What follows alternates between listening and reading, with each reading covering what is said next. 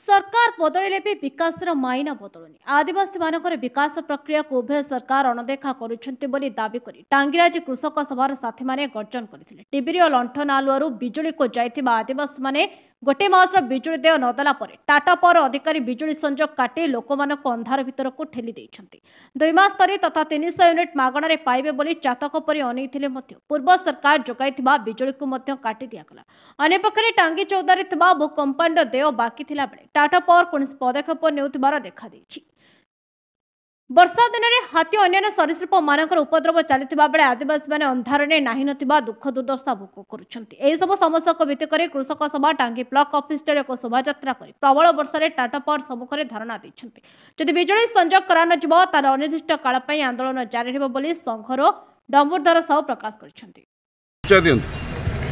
रमेश चंद्र बेहेरा ओडिशा कृषक सभा टांगी चौदार ब्लॉक रो संपादक कौन कहबे आज कौन पाई कौन आंदोलन आज आमे जो टाटा पावर जेई ऑफिस जो गणधारणा देवा जाऊँ तार मुख्य कारण होउची पुराना सरकार जे थिले सी आदिवासी मानक लाइन संजोग देइथिले।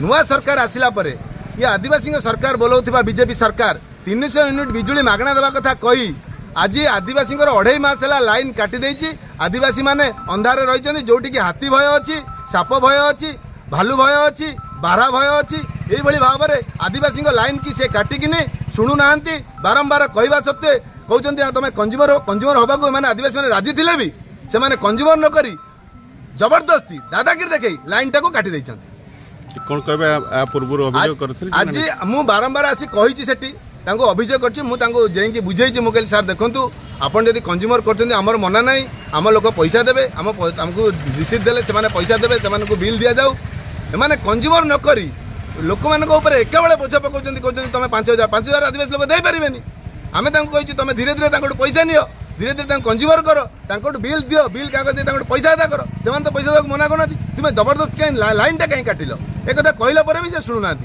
सेति आज आमे आंदोलन को ओल्लैछु। चौधरी दीपक मंगराज का रिपोर्ट नायवती टीवी।